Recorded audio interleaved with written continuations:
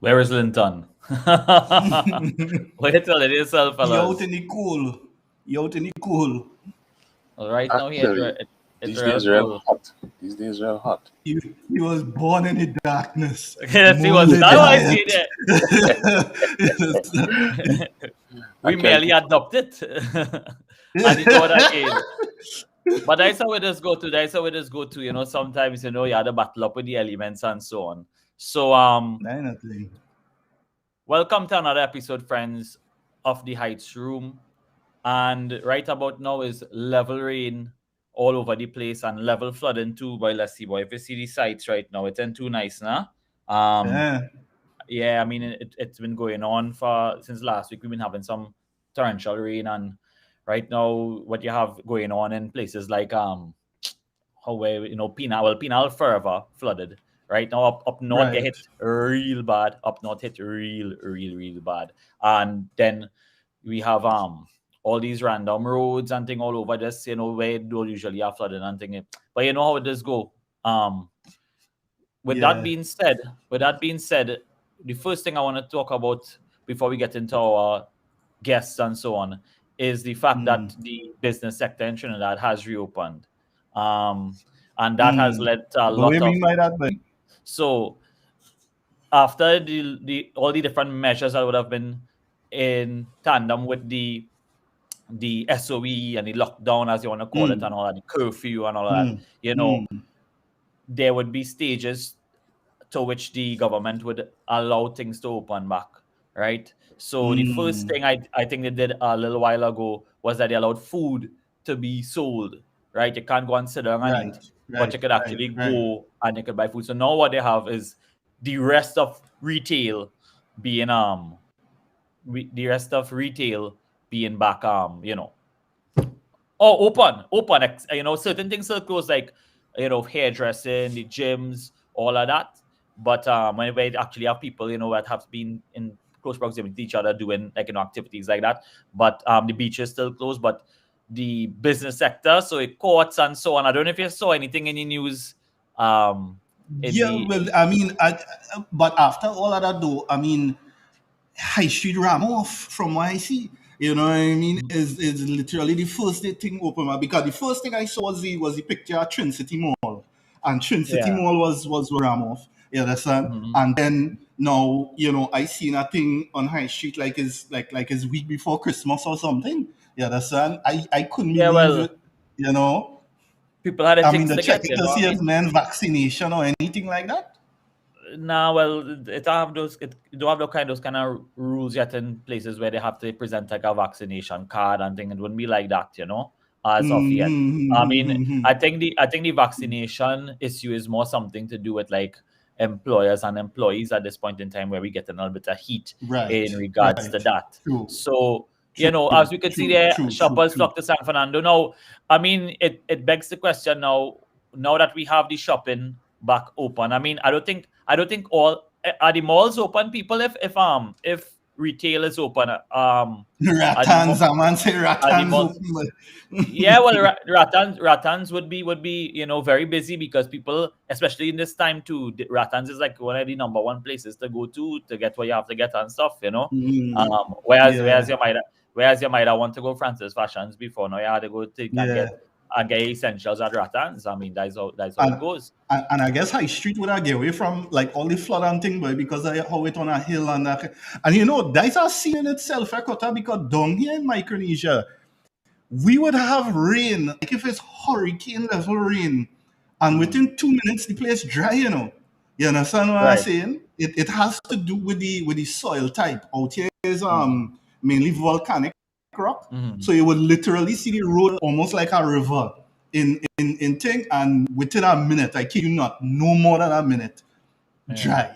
You understand what I'm saying? Well, So I mean, I see Emmanuel saying that he went Gulf City and he went C3. So like, man, you're shopping up a storm, boy. I know it's not window shopping, but yeah. So all these stores are open inside then. All right. yeah, but you see all that psychology to it, Kata, I mean, just to feel a little normalcy too now, boy. Just to come back, and you know what I mean. You might Yeah. have a video game on digital download, but just to be able to go and physically, you know what I mean, buy something over the counter.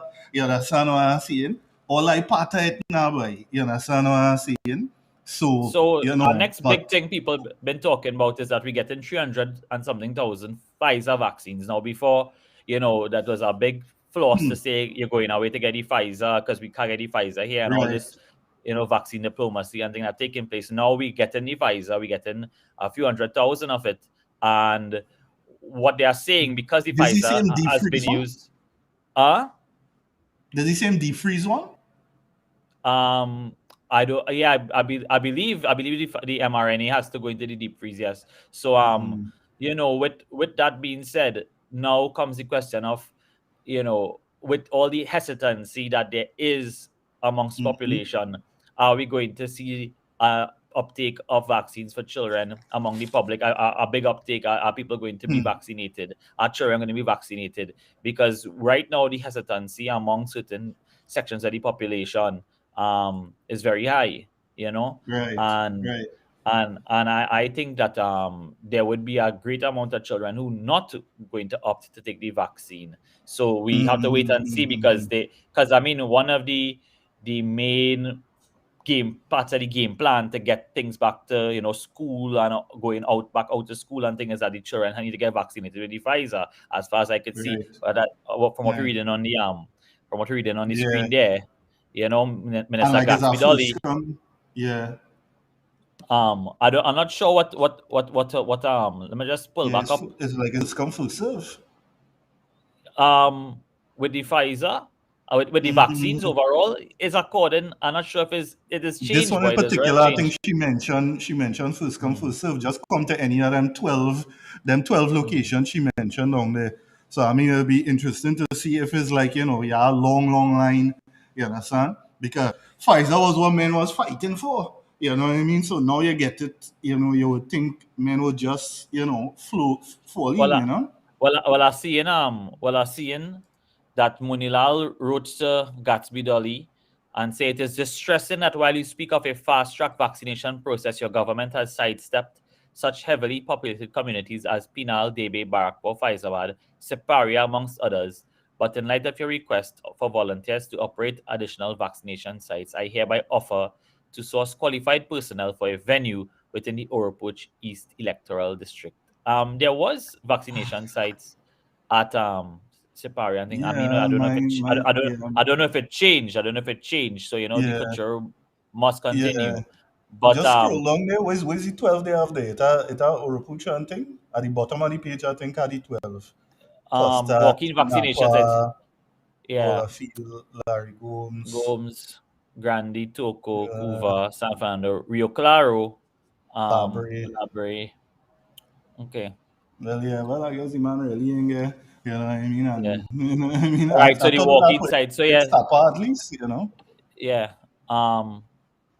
There was a lot going on at Sapa, but I guess this has to do with the rollout for the new this rollout that they're talking about, the This new vaccination of batch. children. This Pfizer vaccination of children Yeah. between the ages of 12 to 18 begins at 8 a.m. today, and that would have been on this 21 hours ago. So that's what it is. Yeah. And I guess you have to have the facilities and things to have the deep freeze and all them things. So I guess it can't be everywhere. I You mean, understand what I'm saying? the You know culture what I is there. mean? So what I really studying, right, is that okay? So now all these people who was like, they wanted the visor. Are they going to rush and put on their school uniform and thing now and rush with this visor? Because they were so hell bent about this visor and they're saying it's for children now. So Yeah. or When men was on the brand, men say they want Chinese vaccine, they don't want this and thing. They want the Pfizer. They go in Miami for Pfizer. You know? So Sharice is saying it's a lineup thing. Sharice is saying it's a lineup thing for the children. So they put it there in those locations for the Pfizer is a lineup thing for the trend first come, first serve. Let me hope the trend not out in the cold. Let me hope not out in the rain. Because That's people right. line up in the rain. They line up in the rain for this thing. And though it's not a good look, but again, I don't think people very much concerned with appearances in Trinidad because it not look good, right? It don't look good right through. Did it mean that without Pfizer, schools would have remained closed for a longer period of time? Well, Kevin asks a very important question. I think they still wanted to bring out the exam children, and they still were looking at a system of what you call where we blended learning, where you have children come out. Some come out some week, some do it online, some we can split it up into smaller groups so you don't have everybody coming out. It's not sure right now as to how much children going to get vaccinated. So it's up in the air, it's up in the air. Really, I mean, the exam population shouldn't be that big, Qatar. It should be like probably a 200,000. Like this 300,000 should, if you just focus on like just the exam people, then you know what I mean. They should be able to. I think it's for more than them, that is for the children overall, but their priority for coming out to school is exam children. But we'll wait and see how it goes and as to how much teachers. I mean, when it comes to the vaccine, when it comes to immunity, there's still a lot to be said, and we are going to deal with that in coming weeks because we need to get back into that. So we had the firepower Operation Vaccination. The nation, coming up, people.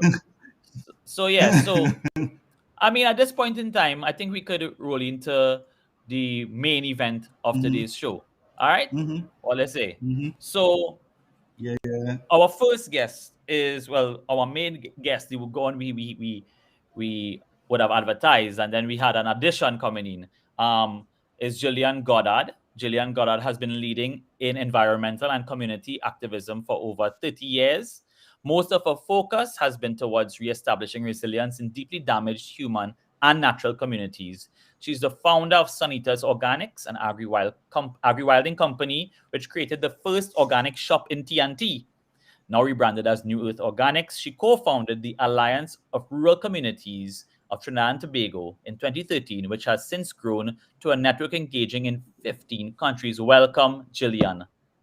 Hi, thanks for having me. It's a pleasure to have you on, and later on in the show we are going to be joined by Jillian's comrade Alana Lalman, who will get into her story in a little while. Okay, so Jillian, to start us off, right? What I want to ask you is to just give us a little background on these different entities which you have founded, which you are a part of. Let's start off with ARCTT, which is the Alliance of Rural Communities of Trinidad and Tobago. Can you tell us a little bit about that? Right. So ARC is a network, is a collective of rural communities, associated businesses started under the umbrella of ARC, and also allies who are not in rural communities.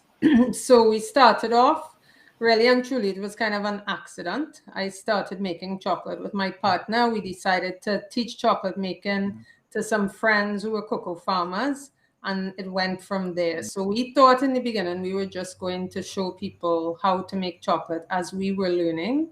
And in the end, we realized there was a lot more structural obstacles. So ARC then evolved. So there are 4 main communities in Trinidad.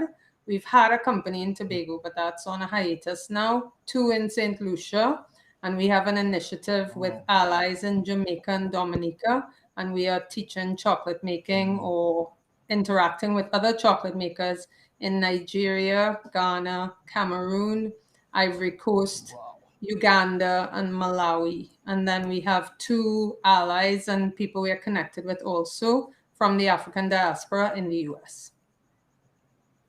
I hear you. I hear you. That's a lot of outreach there when it comes to that. That's a wide network. Nice. Yeah, well, So- it expanded a lot recently because we were mainly operating in the Caribbean and in the US with light linkages in West Africa, but now we've solidified those.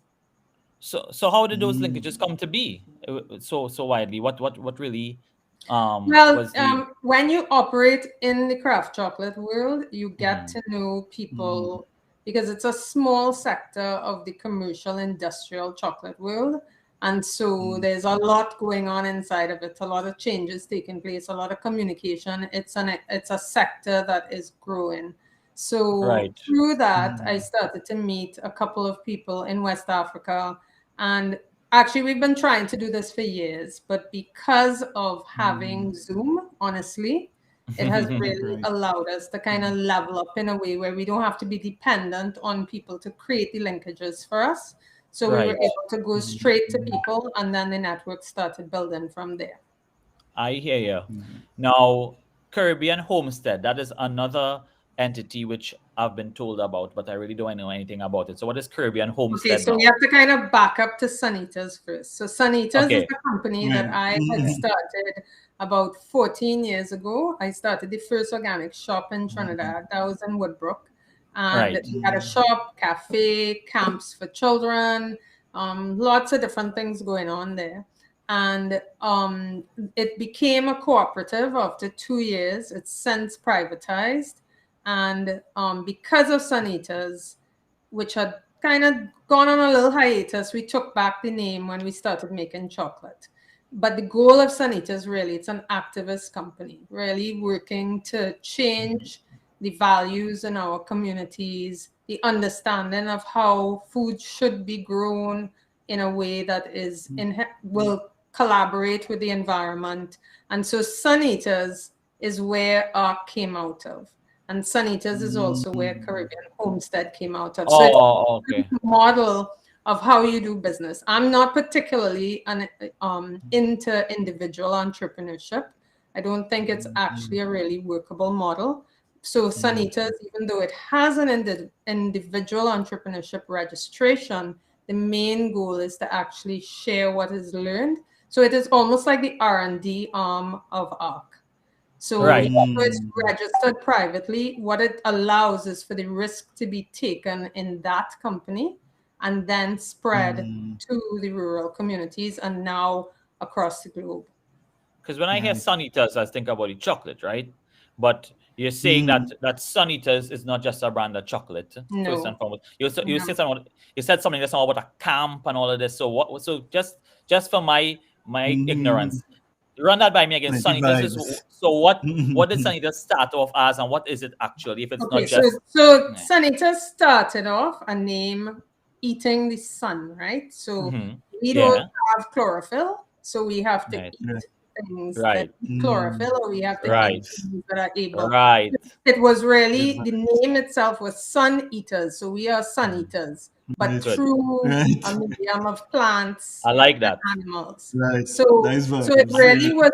In the beginning, I was a raw foodist for about 6 years, 100% raw, And I was living between here and the US. Wow. And I was here and decided, I need to get more organic food. So I ended up, once again, kind of accidentally starting the business, and ended up with a shop and with a collection of organic farmers, because I was hunting down produce. You know, you can't just say, let me go to a wholesaler. You have to find people who grow without chemicals.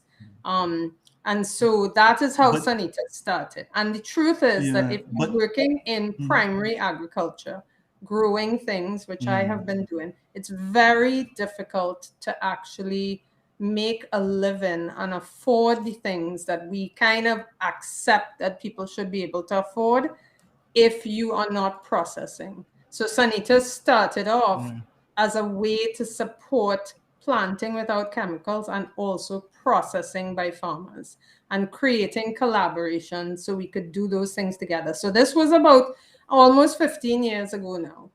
Right. And out of that, ARC was born. Yeah. So ARC is about 5 years old now. And Caribbean Homestead is out of that. The initiative in West Africa is actually called the Cross-Atlantic Collaborative, because there are people from Africa, from the African diaspora in the Caribbean, and from the African diaspora in North America. So there are projects that are being seeded as a group or project expands. They're being seeded from R&D within ARC. It's a different model than we are accustomed to. It's a model that we think really is needed here, because there is a kind of suppression of innovation sometimes in an environment that has pieces of a structure. One of the things after colonization, we were left with pieces of a society. We have some pieces of the economic system, some pieces of the educational system, and that doesn't really work so well for innovation. So we are trying to create a structure by which innovation can flourish.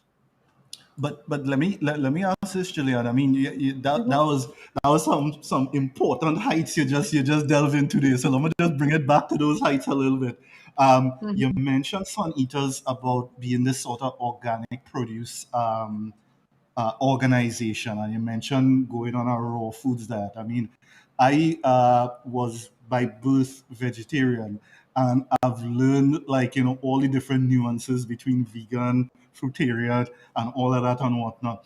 If you could unpack a little bit about what is organic farming for people and that raw foods diet, just a little bit in terms of that raw, that's real heights to it. If you could just unpack those two for us a little bit.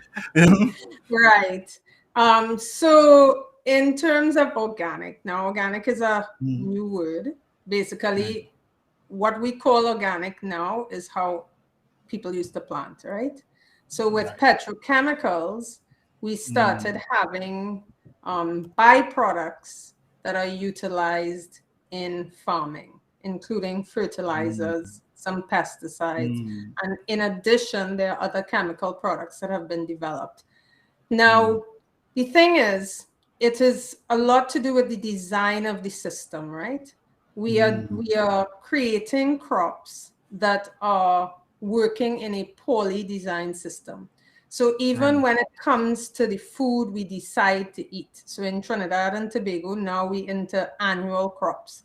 Annual crops in a tropical rainforest system, as you could probably imagine this week, how much cabbage, pak choy, lettuce flooding out, wilting, all the fungi in soil having a big fat, all the fat that wasn't over carnival, fungi having it now, jumping on all the greens. Whereas the avocado tree, the mango tree, the banana tree, all of that standing tall, right? So we have moved the diet to one that requires more chemicals and fertilizer. And that is one reason that the whole issue of organic is actually a very important issue now, because it is not just about not putting things. We have more diseases. In Trinidad alone, we have about 5 banana diseases that were not here 50 years ago. So when you plant in bananas, because of international travel and movement of of germplasm, you have to, as an organic farmer, you have to deal with 5 more things now than you would have had to deal with 50 years ago. So there are a lot of things going on in food production that are barely spoken about in the mainstream.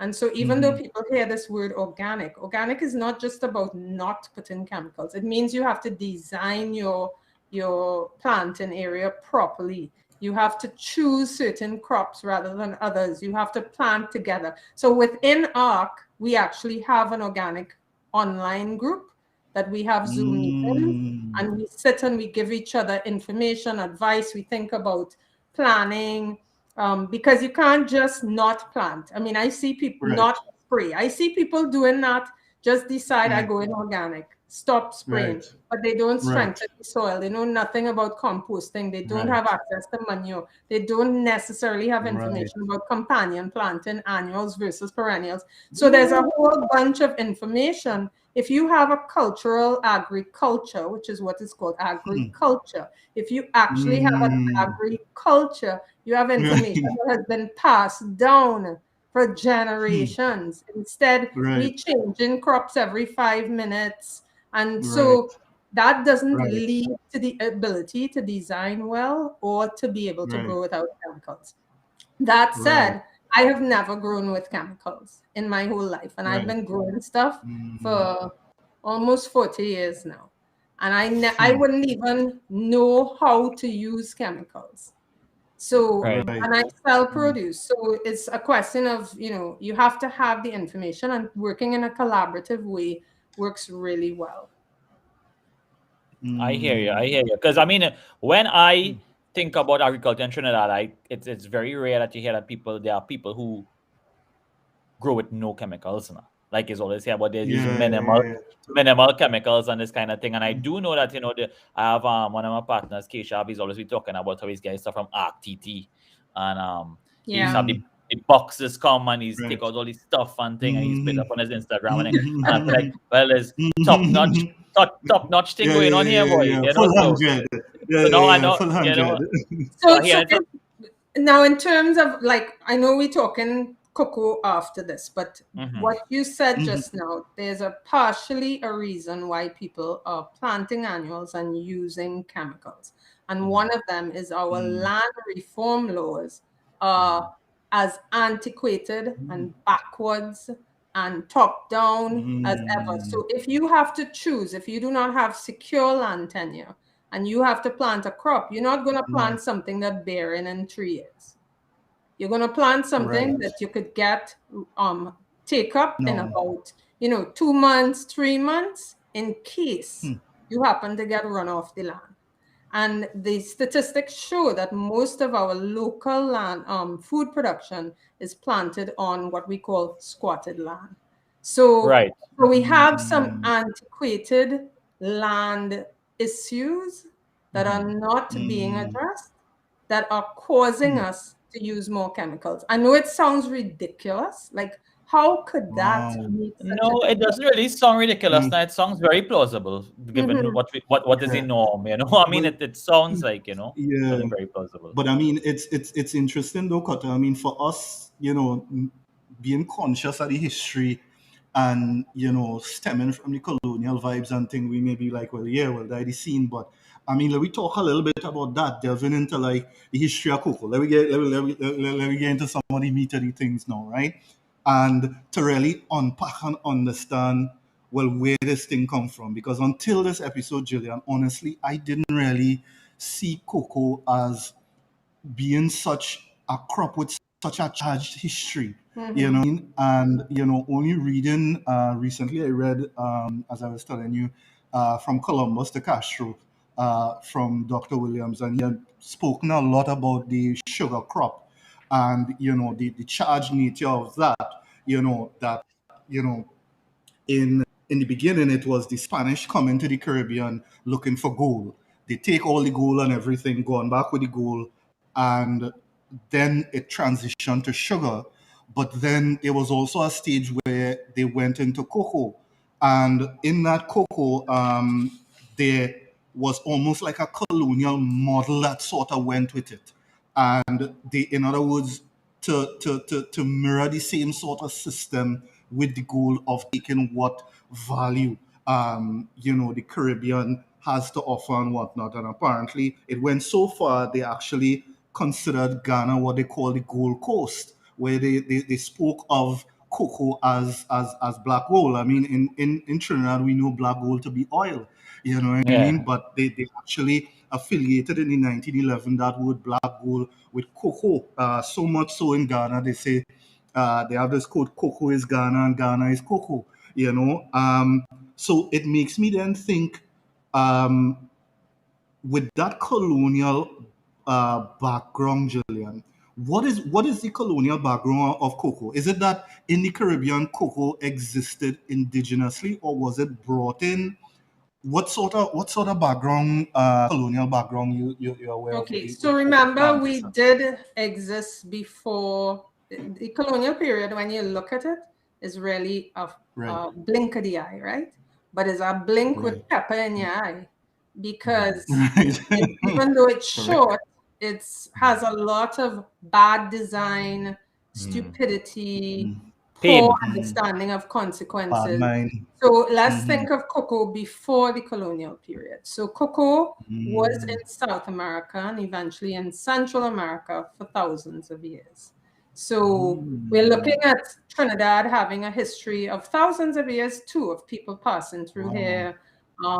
So the evidence doesn't necessarily show. There are some millstones they found in South. I think they were 3,000 years old, and they analyzed what was on the milling stones. And I mean, that's one of the most early evidence of pepper being used, which shows that people were eating something for flavor, because there's this antiquated idea that people pre-colonial suddenly were not interested in sensual pleasures like pepper. So cocoa was in the Amazon and it was in Central America. And if you look at some of the studies, you'll see that there must have been some experimentation. Think you're in an area for 5,000 years. You don't just sit down filing your nails, right? You try and figure out things to do. You become a scientist. You do experiments. So the evidence of cocoa in Trinidad is not necessarily strong evidence, but when you look at the other trees that grow with cocoa, they all here, right? So it's highly unlikely that they had like a plant quarantine person at the border in 1,000 years ago saying everything for cocoa, right? But the documented history of cocoa, of course, is coming from the colonial period. And so during the colonial period, there were some interesting things, particularly in Trinidad, right? Because Trinidad has a very special place that doesn't get examined in a certain way, because it is the entry to the Caribbean chain. And so it has a very specific role in indigenous cultures as the entry point and the exit point into South America, which is a whole different story, a whole different set of biodiversity and so on. So cocoa would definitely, I would say it must have been here. Now, what is pointed to is the commercialization of it. Now, when the old and the new world came together here, supposedly there were like 40,000 people, I think, in Trinidad. And when people sailed up the Caroni, there were crops planted alongside the Caroni, right? So those would have been the shorter term crops, things like beans, corn, and other things like that. So cocoa would not have been in that ecosystem. And a Spanish person didn't even know what cocoa was.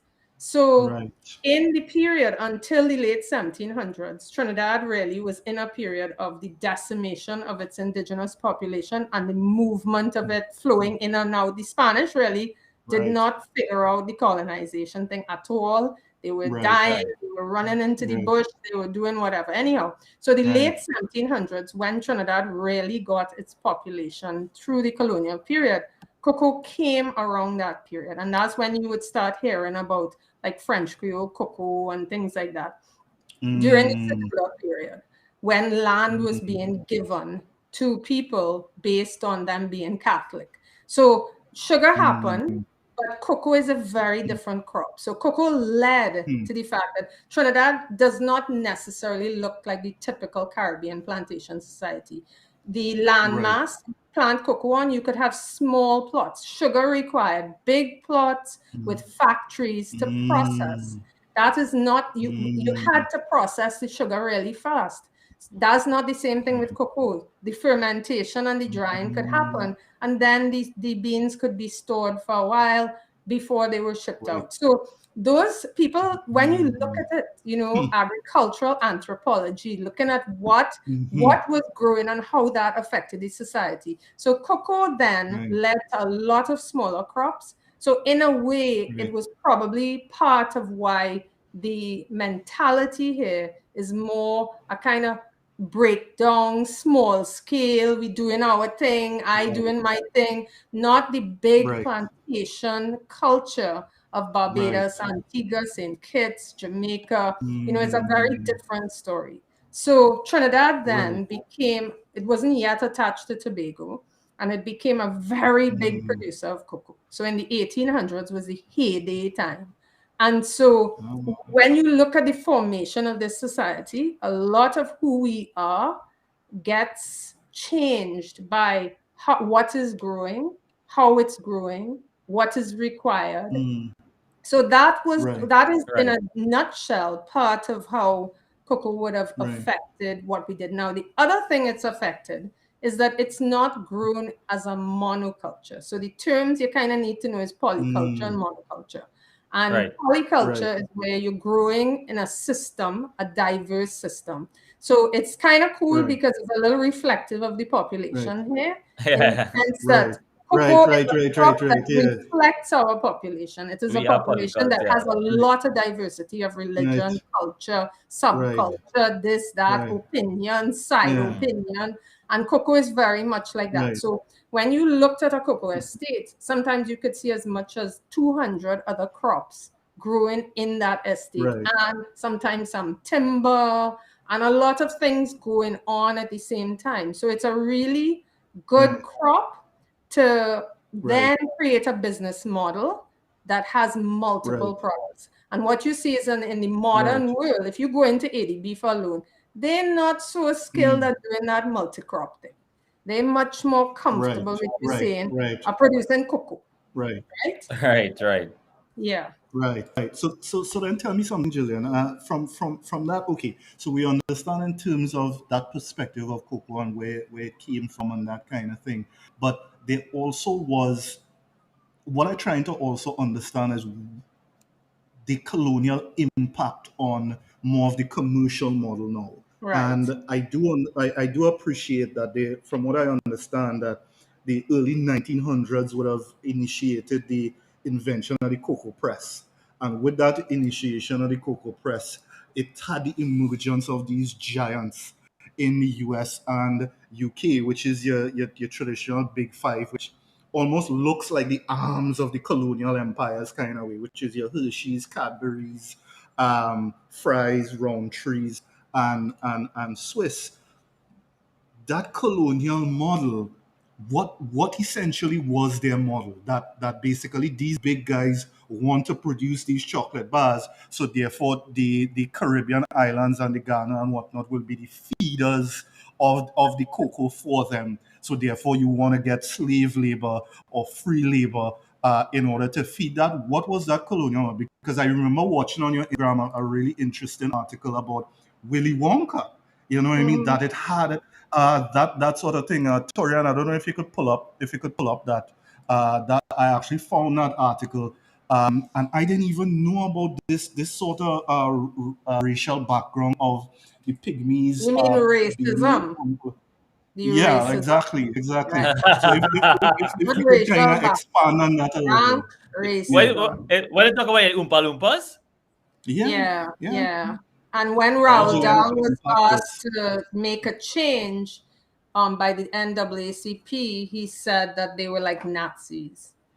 So, you know, there's so much small-mindedness, abuse of power, white supremacy involved in the whole colonial project that, you know, it permeates everywhere. If you look at vintage ads of chocolate, It's horrifying. It's absolutely horrifying how racist and sexist these ads were.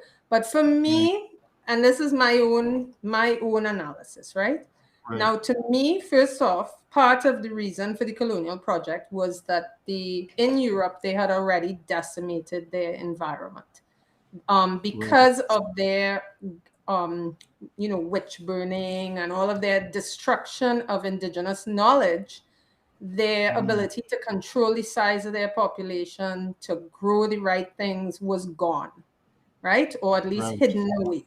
So their need to go other places was not just because they had preferences. It was also a necessity because of their collapse of their indigenous knowledge and the collapse of the balance between the humans and the other forms of life in their environment. So remember, they are leaving places that have been destroyed in terms of their environment. So it's no surprise that we're facing what we're facing now after this blink of the eye with Pepper, because the project started with a mentality of you destroy your environment and you move on. And that is what settler colonialism is. So for me, what is interesting is to look at how many stimulants they ended up prioritizing.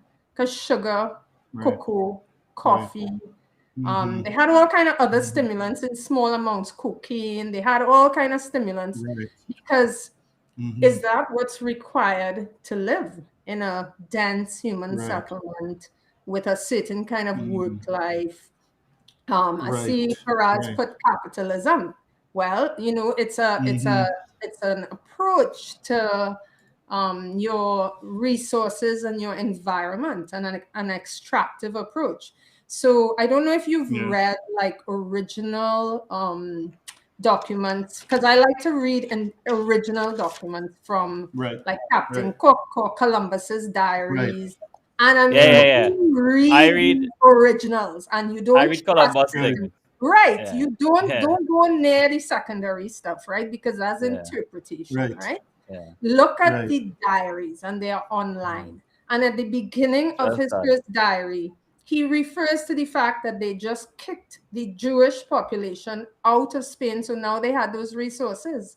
So it's already racist. There is no moment in there with enlightenment. There's no heights inside of that project. So it starts off with an oppressive precedent of liberating funds from the Jewish population in Europe. And therefore they have the money. And the Moors at that time also had been defeated in Europe. So there's a context. That's why it's so cool to look at it as a system and look at the flow inside of the system instead of how we learn history, which is a very disconnected, disjointed way to approach it. When I find when I have conversations with young people and young adults and they tell me, oh, I hate history, and we start talking about history in the context of chocolate, they are fascinated because it is a fascinating story. And it is a fascinating and violent and exploitative and there's a whole bunch of stuff going on in there, including to do with cocoa, right? So the cocoa story in the colonial period is not over. We're still right there. What happened was that instead of bringing people from Africa and India, they took the plant to Africa. And so in the late 1800s, the cocoa trees were taken to Africa. And now 4 countries in Africa produce over 70% of cocoa, which is Ghana, Ivory Coast, Nigeria, and Cameroon. So I am doing this project now and comparing prices. I don't know if you want to go to this now, or if we still inside of. No. Right, because the colonial period Go there. Yeah, we get to the heights. I zoned to this heights as like dread.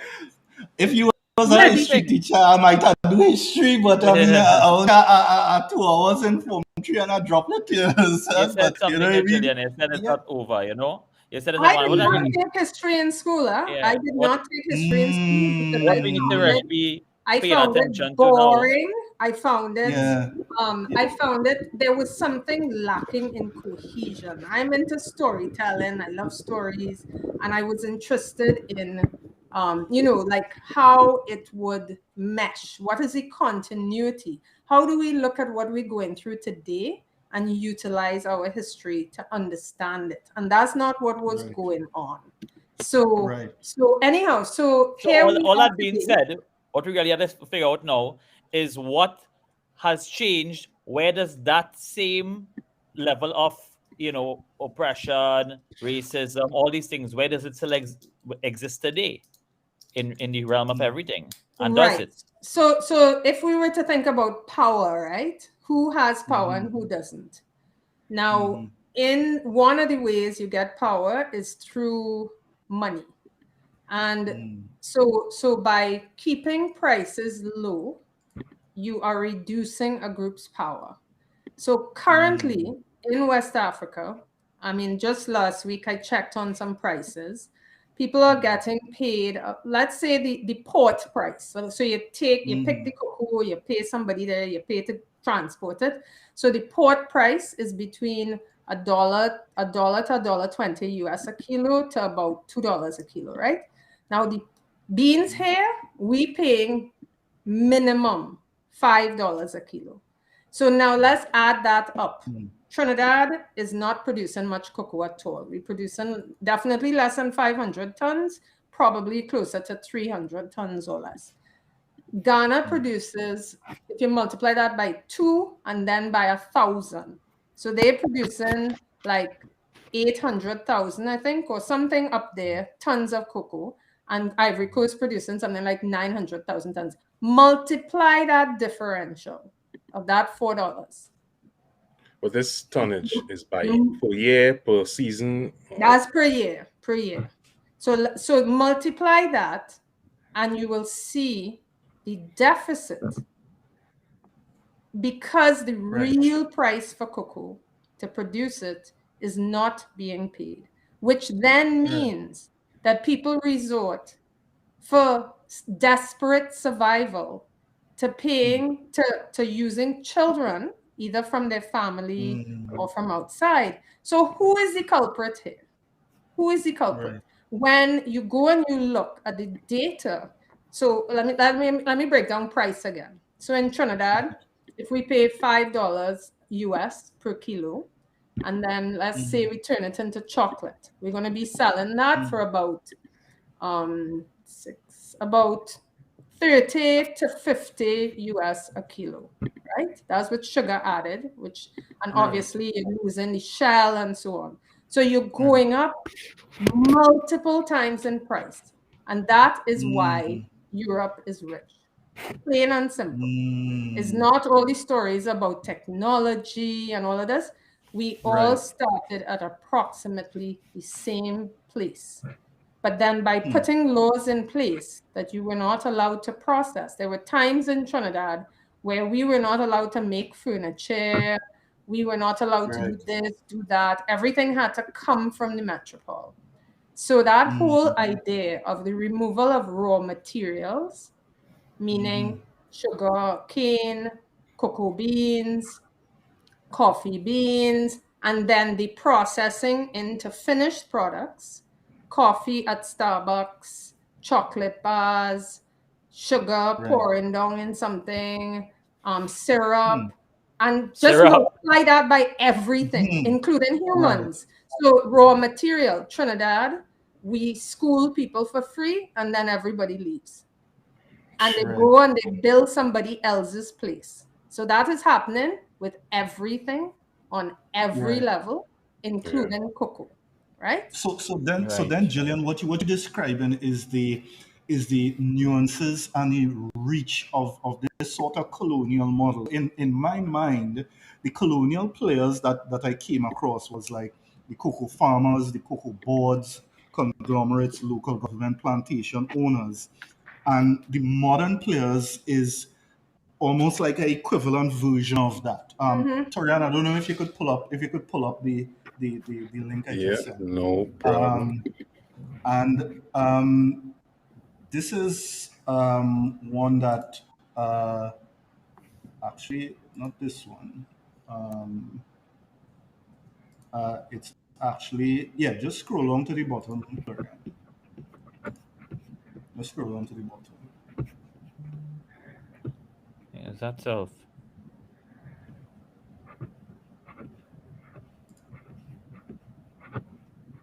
One with the chocolate Right, bar. that one. Yeah, the bar, the bar. So this is, right. So Kerry in the high stage, and I think I gotta say more. Kerry in the high stage. This seems to be what Okay, the so this modern is, you're scenario showing is. chocolate, right? But this is the same for cocoa. I mean, you're showing chocolate, but it's the same for coffee, it's the same for gold, it's the same for humans, it's the same for, like, the teacher is the farmer in this one, and the retailer is when you go away and you're working as an engineer in a company somewhere, right? So But then, it's but then, not, it's the farmer when they say 6.6%. but Jillian, Take that's us, 6.6%. If I let me take a Cadbury bar. Let me say the Cadbury bar selling for 10 US, which it doesn't, but let me just say it hypothetically, right? Mhm. So that 10 US telling me that the farmer's only getting 66 cents of that It's $10. probably less than that. I mean, I think this is a very generous Wow. slide. So that means the retailers getting $4.42.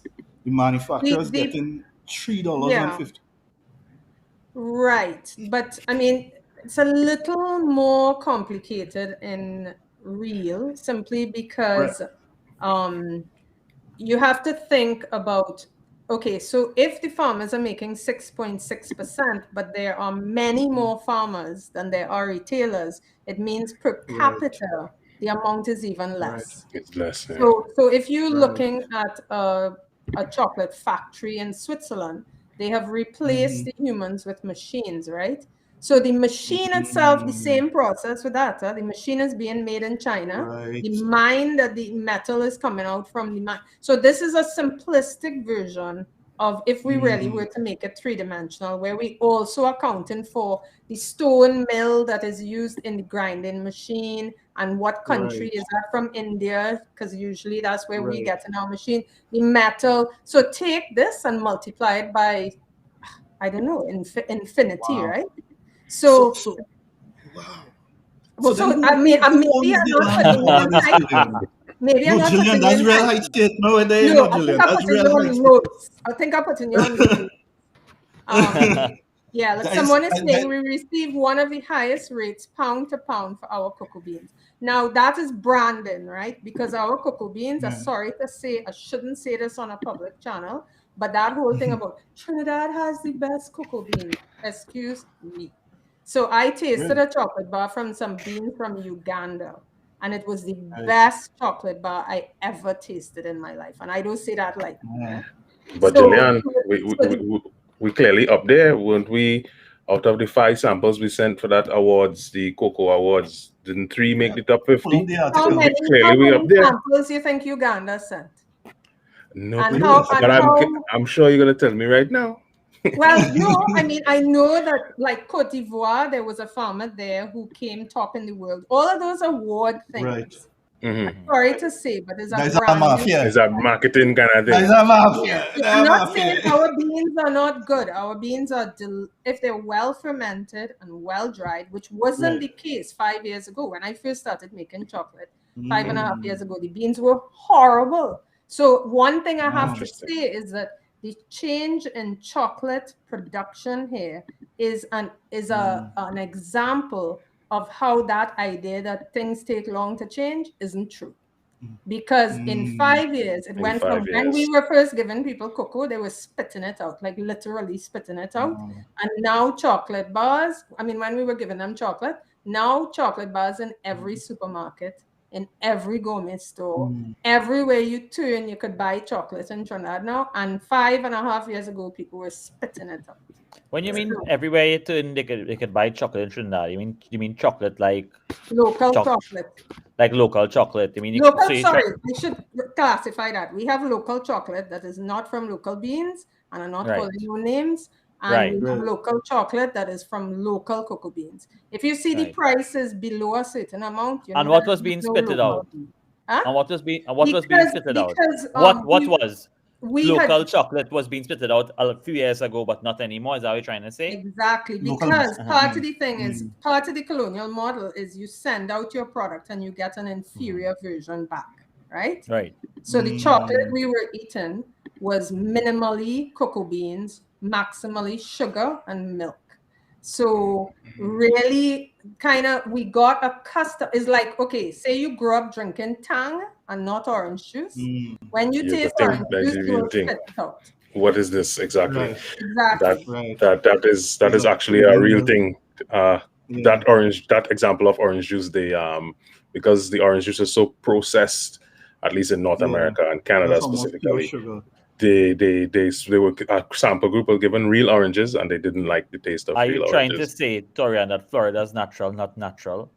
Yeah, because the My life process is they describe that the orange juice is being silos, sat for a year, Yeah. Oh God. deoxygenated, all Come kind now, of man. things. So Well, I yeah, mean, it's really good. pasteurized fruit juice. Oh gosh, please. Come now, man. Yeah. When Not you good. see But the then- orange juice, In you the know, like, ads, a man just pick out orange and squeeze it into the In package. the- And they're like, "Wait." From behind the freezer.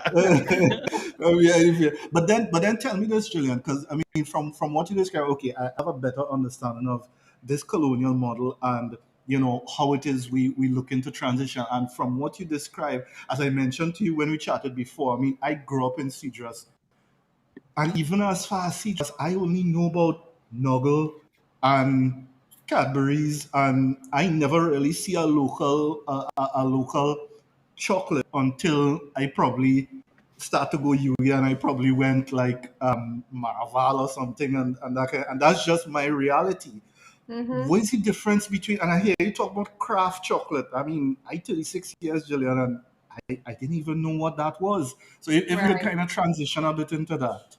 Yeah. So craft chocolate is having a bit of an identity crisis, right? Because Right. nobody Is even that the knows what TT? it Is that the TT chocolate renaissance that you had No, mentioned? so craft chocolate is a subset of chocolate that is made in an artisanal form, smaller Right. batches. It's not commercial chocolate like the larger brands, either locally, because up to about 5 years ago or so, on shelves in Trinidad, we had no craft chocolate. So all the chocolate was what's called industrialized chocolate, or industrial chocolate, or commercial chocolate.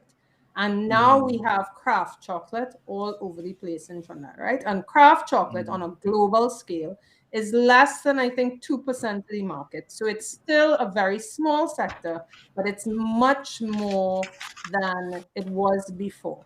Now, the thing is, just like we were talking about with the orange juice, or let's say anything that you have like a Anything. quality version and you have a version that's an industrial version, whatever, Right. whether it's music or whatever, Yeah. right? Yeah. If you grew up on the inferior version, it's not that the other one is like, people think it's bitter, right? It's not bitter. Your taste buds are accustomed to a Trained. less nuanced, less fine tasting version of the thing. So it's like the Tang versus orange juice, right? So it takes a while to recultivate somebody's taste buds to something which is the craft chocolate industry. So it is still very small for several reasons. One is you're actually paying farmers a different price. And so immediately that changes how things work. There's a culture in craft chocolate that people need to know what you're paying the farmer. So on a global scale, the larger craft chocolate brands, they have to put out transparency reports. There are cocoa companies, including people in Trinidad, who are selling on the craft market. And people expect there's no child labor, there's no deforestation. So there's a kind of cultural standard in craft chocolate that is really quite compelling. And when you are inside of the craft chocolate world, in all my life, I have never been in any so-called industry that has had such human values and community values. It's not perfect, but it's definitely not like the dog-eat-dog coffee world or something so. So that even in Trinidad, when I first started doing chocolate, I had founded a group called Destination Chocolate Trinidad and Tobago, where we invited cocoa farmers, people from academic institutions, anybody to do with cocoa, including the shops. And that's when we started having more and more festivals. So that is when we were able to recultivate people's taste buds. What I saw, it took about 2 or 3 tries before they started liking craft chocolate. So they might spit it out first, and then you talk them through it as they tasting it. And we must do a tasting on the screen.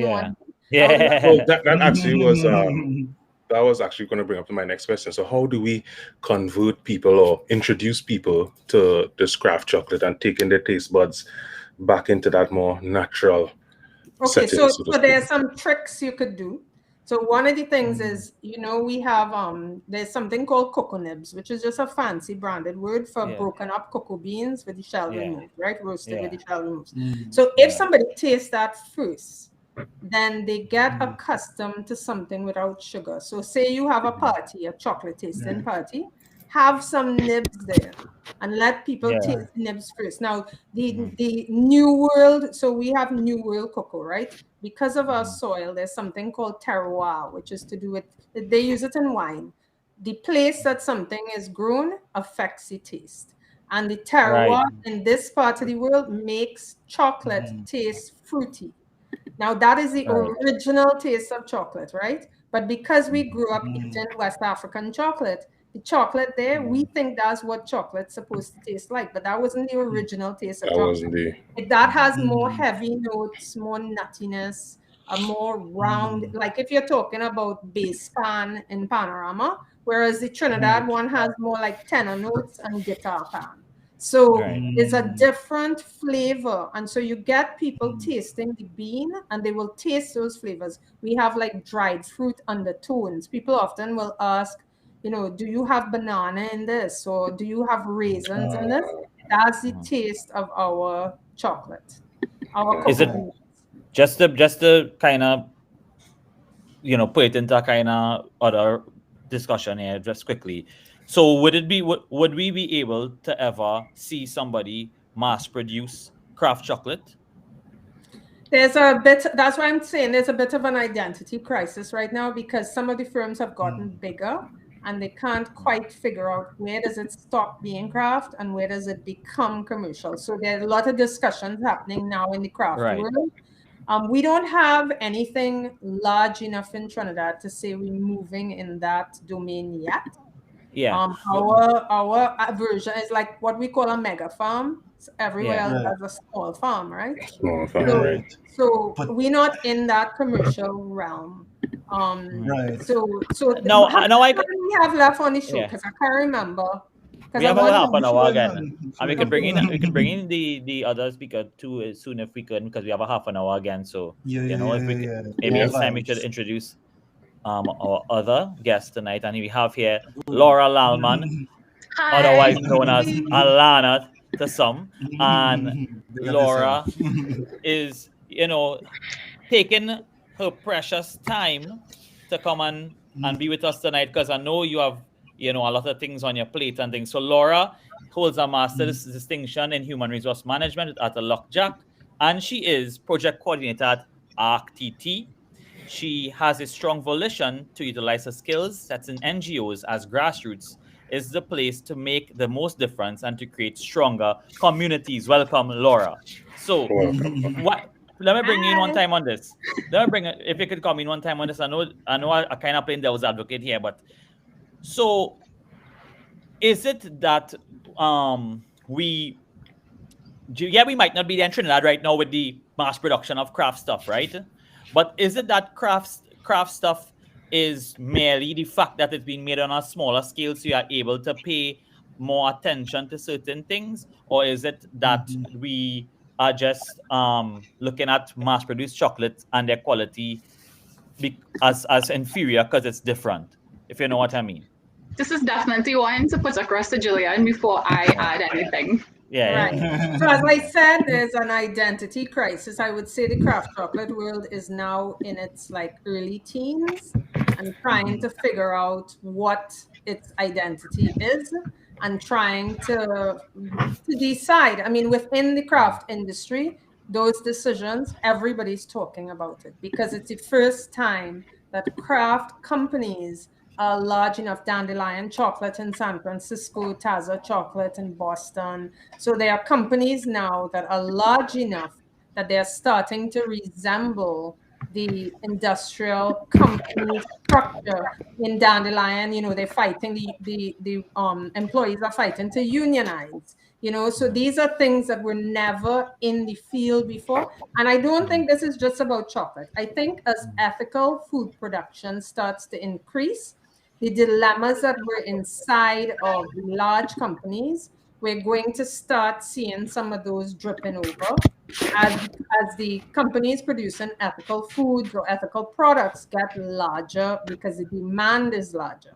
So there's a kind of transition, and that's as much as I can tell you. There is no definition at present of the difference between craft chocolate, artisanal chocolate, bean to bar chocolate. Some of those big companies calling their chocolate now bean to bar, and that's the truth. They are using beans, but it's a very different process.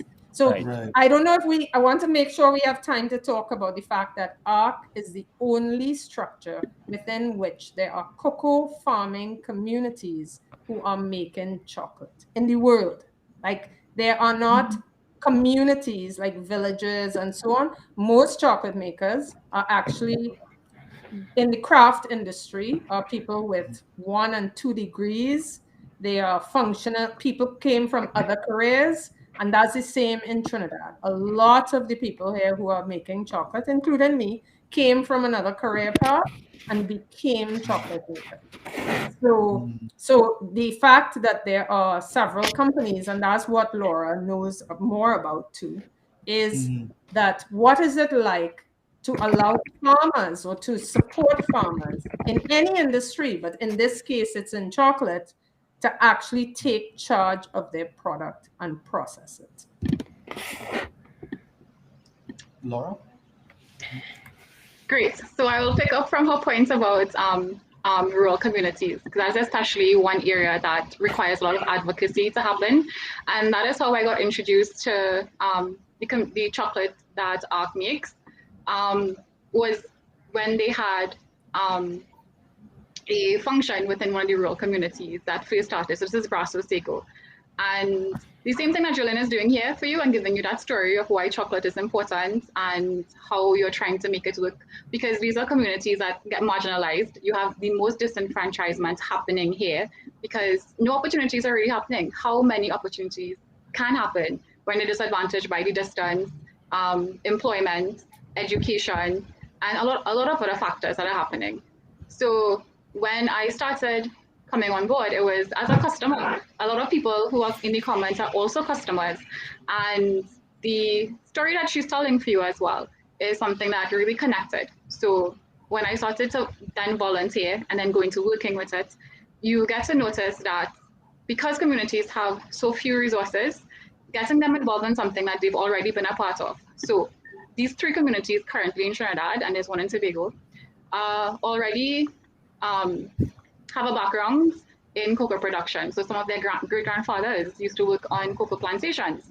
So coming from a corporate background, you tend to realize that what she would have liked me to pull in here too is that having people get confidence who live in these communities as well, and seeing how they can own the chocolate businesses, because that's one of the major factors of ARC-TT, is for rural communities to create and own their chocolate companies. It's not that we're running it. It's not that Jillian is running it. It is really that your community members have employment. They have a way to be empowered as well. And you're also empowering not just a community, you're empowering women on the whole, that they're able to do other things as well, which is not major facets that ARC comes up with also. So those are factors that you want to tie in, because there's ARC-TT has a massive amount of social responsibility that they do and social justice work. So it's not just we're talking about we're going to make chocolate. It's also what else are we doing? It's what not is, just it's also providing really opportunities and things of that nature. I just want to ask something quick. So as you touch on it, is there a focus on getting women more involved in chocolate making and ownership of plantations and things like that? What does that look like? Mila, Jillian answer part of that question when it comes to ownership. Sure. Well, so it's interesting because when doing projects in communities, what you'll find is that they're almost exclusively female. And what we found with this project is because it's an income earning project, that the gender balance tended to be more distributed. Because it's not a project that is putting as its forefront just changing a community or making Trinidad able to do certain things. It is also a business. And so combining income earning activities and activities that allow resources to be more correctly distributed, combined with capacity building, will tend to often attract women and men.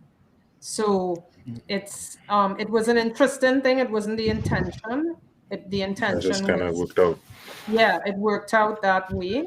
But at the same time, ARC has a lot. Communities have several ways they make money, right? So we have chocolate production, cocoa and cocoa butter selling and production. We also have tourism, at least we did before COVID. So now we've moved virtually. So we are doing tours in the US now, where you can take a tour of a cocoa estate and we walk through the cocoa estate and we send you the chocolate. So you could live in Brooklyn and we'll send That's you the actually pretty chocolate. smart. Yeah, so that is actually, we've been doing that for about 3 months now. And it's a much better, much more lucrative thing than even the local tours. It's just that we have to build the market. So that has been good. Yeah, so I mean, answering your question, in the tourism part, what we find is that a lot of the communities in Trinidad were originally Creole patois speaking communities. And then that was really pushed out. And so getting people to do public speaking, all of us across the board in Trinidad, it don't seem like you all, but other people, you have to get a lot of coaching to get people to be comfortable speaking in public. So that is another thing. And so we have both women and men doing the tours. And then we also have an organic produce box and an online shop, because cocoa grows with other things. So when you're doing a business model, why are you only going to sell the cocoa? Just right. Yeah, that don't make sense. No, So we operating like a forest. We always tell people our business mentor is a tropical rainforest, because the information we get from that, they don't have a single business guru who could give us that information. Fair enough. So as you say that, let me just ask. Go ahead, Letty. Go ahead. As you say that, is something that Faraz had mentioned to me before when we were talking about climate change. That kind of clicked when you mentioned that, Jillian, which is something actually in civil engineering they're really pushing for now, which is called circularity in models. What sort of opportunities you have seen as the model for ARC evolved over time that allowed you to improve circularity in the model? Because circularity is very difficult to do in construction and structure and enforce and make happen. For all these different products that you're doing, what are some of the best examples of circularity that you see in what you... Alana, you want to talk about the plastic-free part or the gender part? Or both, perhaps? Plastic-free? Both. Yeah, as a circularity system. Sure. Okay. So as she's been talking about, part of our mandate is environmental conservation and sustainability.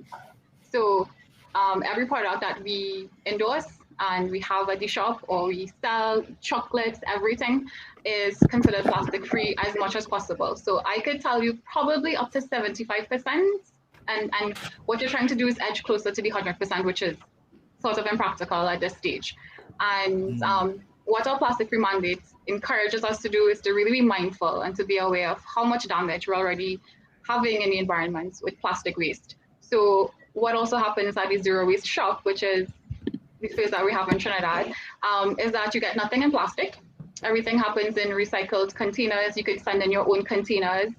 And that is a huge deal for a lot of persons that really are considering that as a lifestyle change, because it is a lifestyle change to get to that point.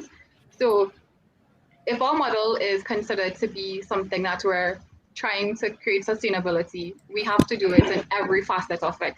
So in everything that we're doing, which is packaging, even where we might set up, even in how we provide transport, even in who we're hiring, everything ties in.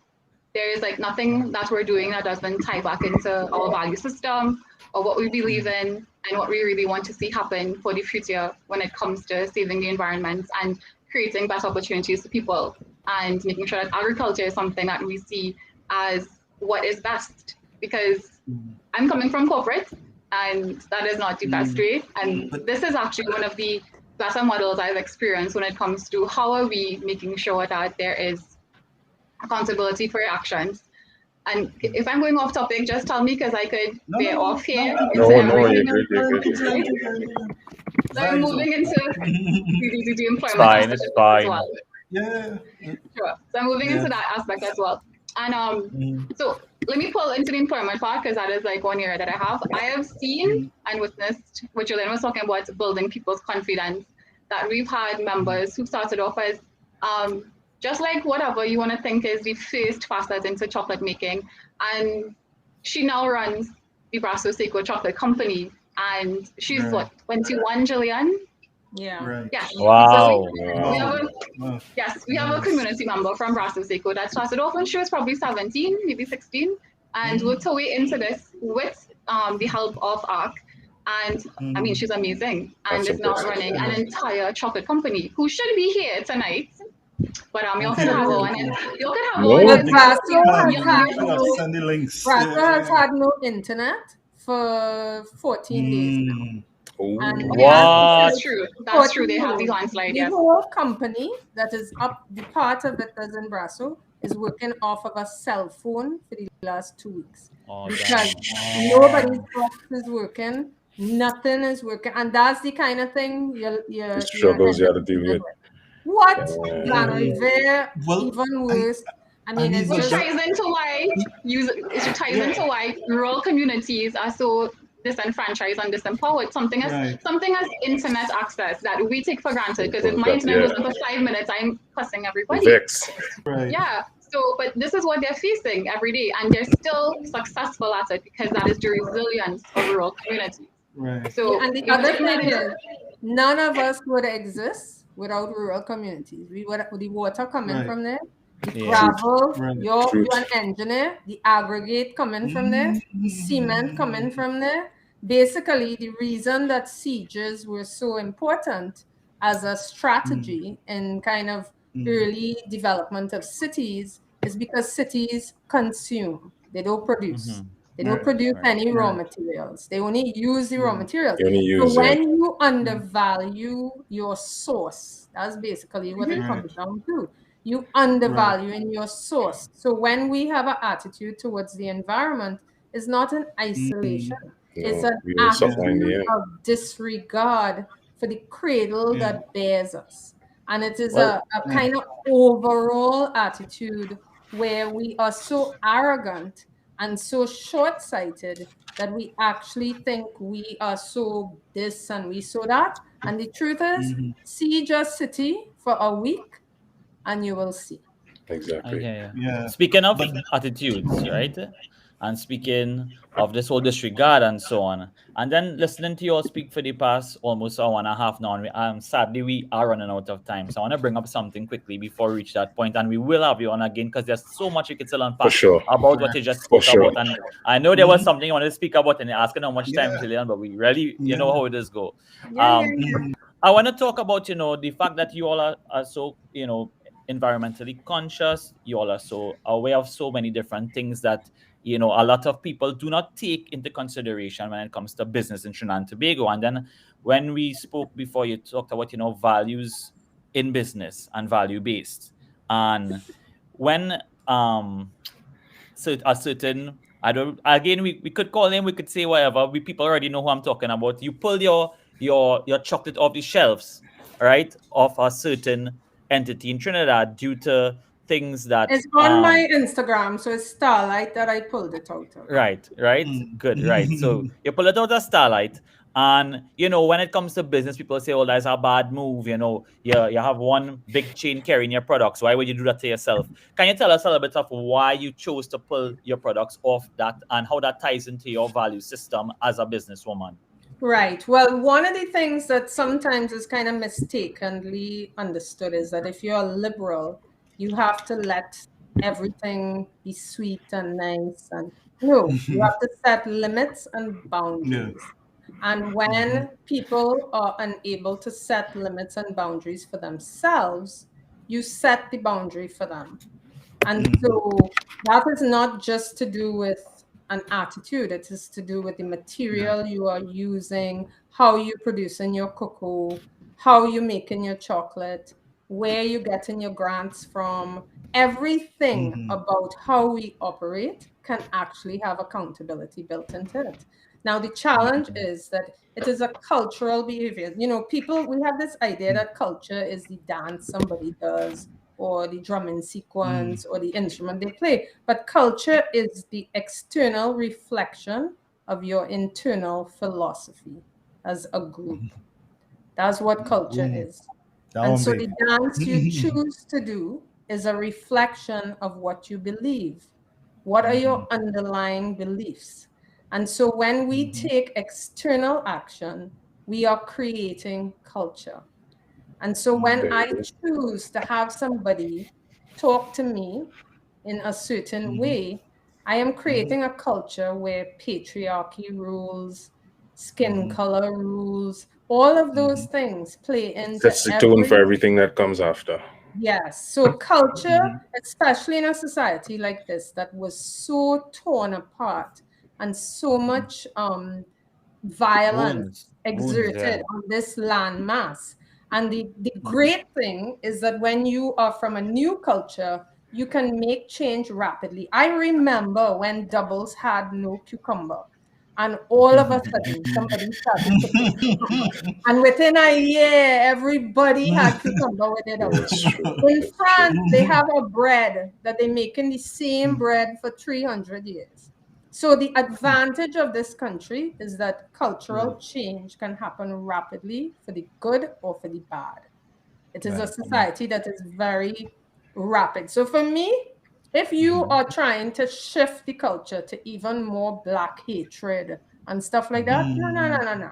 I need to set a limit for you because you are clearly damaged enough that you cannot set your own limits. And that is a way to be an ally to somebody. If I want to slap my child, I want people to stop me because I am confused at that moment. And none of us are perfect, right? Of So course. the ability to set firm limits with an understanding that, okay, the person inherently is good, but they're not behaving good right now. And I think, you even look at those tag ads and, with their pathetic campaign. And okay, let's set limits. We understand men have been violated as children. They have been slapped around, insulted. But we setting limits for you as an adult. You don't get to behave that way. Right. That doesn't mean we're writing you off, but we set in a firm limit. We set in, there you go. So that is how you create a culture. You create a culture by your actions, but your actions have to be built on a philosophy. And we don't have a philosophy department in UE. We don't have a department. We don't? No, there's no philosophy. There are classes, but there's no department. No So department. what do we believe? It was one of the last conversations I had with my father, who was from Tobago. And I sat around with his brother, and we were in Tobago for his birthday. And we were talking about what do we really believe? And how is that belief manifest in our actions? That is something I just wonder about people. What you really believe? Well, all of us. What do I believe? When I buy plastic around my spaghetti, that alone could tell you everything about what I'm willing to give up, what I'm willing to sacrifice in my young people's future, who I consider important on this planet. Let me tell you, you could real break down based on an action, not what I say I believe, but what I actually believe. Right, right. Well, So I'll that- jump in Yeah. quick here. Sorry to cut you off at time, but two questions from the team in terms of like, what would you like to see change and happen here and now that would make it easier for local chocolate and other producers to do business here and abroad as quickly, and if you could summarize as quickly as you can. A Well, bullet I point. mean, honestly, the same dysfunction and pathology we have in the business world in Trinidad in general, or in our cultural environment, comes into the chocolate world. So I would like to see, the chocolate world is young enough and small enough. When we had Destination Chocolate, we would have a lot of reasoning. And that's not happening anymore. I would like us to try to not repeat the same rubbish, classism, shadism, ruralism, all of those things. I would like the CDC and the ministry and the people making chocolate to actually try to start with a different page. We have a different industry here. Let's try and make it different. But it's not turning out that way right now. It started off with a lot of women. Now the large, relative, right? Yeah, None of the large companies, chocolate companies here, are women-owned. None, not one. Call the four largest ones, and none of them are women-owned. So already we're moving into a kind of patriarchal. back to the same old. Same old rubbish. Well, we could continue this for 2 more episodes. Get rid of that. We gotta get rid of that. Okay, somebody said no philosophy department, but there's a whole institute for gender development. Big up gender and development studies and Renel and the whole posse out there. Because yes, they are doing a lot of human service, you want to call it that, with expanding the minds. And we had them on last week, and it is so good to see that, because Scott was, one of our students, and where that teacher-student relationship grows into something bigger with a movement and so that. And you yourself, Jillian, I can see that you're a mentor to many. And out of this now, we have a lot of, awareness and vision coming out of it. And, to hear what Alana said about RTT and what is happening in the communities and things, and then to hear how they are also disenfranchised and cut off because of, whatever reason, but it's still happening in Trinidad with all these rural communities, And I must say today's episode was really eye-opening. Unfortunately, we're coming down to that time when we have to say goodbye. So I really want to thank Jillian and Laura, aka Alana, for coming on to the show today. You all gave a lot of insights. Not even insight, but priceless. It was priceless to hear some of these things. You understand? I want to thank everybody for tuning in. I know we had the Trini Chocolate. What was Trini Chocolate Posse? Yes, Trini Chocolate blog. Yeah. Can I make a quick one quick remark? Yes, no problem. Close us off. Yeah. A lot of our growth is a responsibility of a whole community. So you are seeing the two of us, but there are multiple people who have contributed to our enlightenment, our learning, who don't necessarily always get to be visible.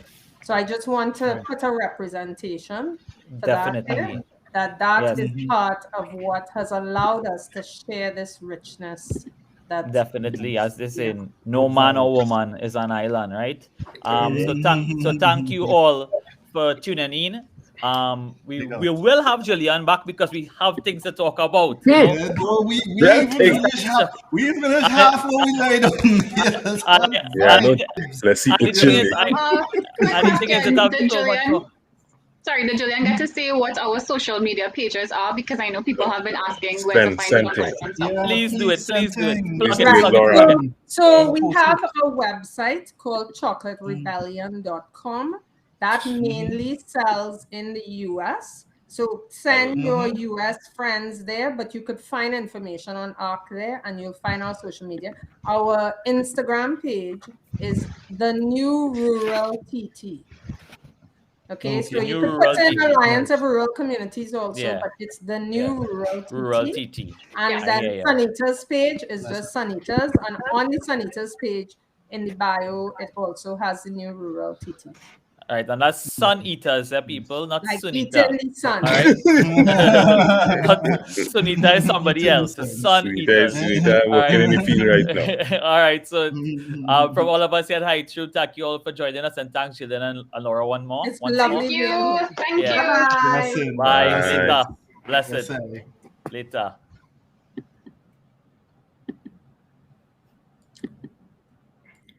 Where Cutty gone? Yeah, I don't know why you hit him off. It was good. It turned out being good. Yeah, solid. Alana, pull we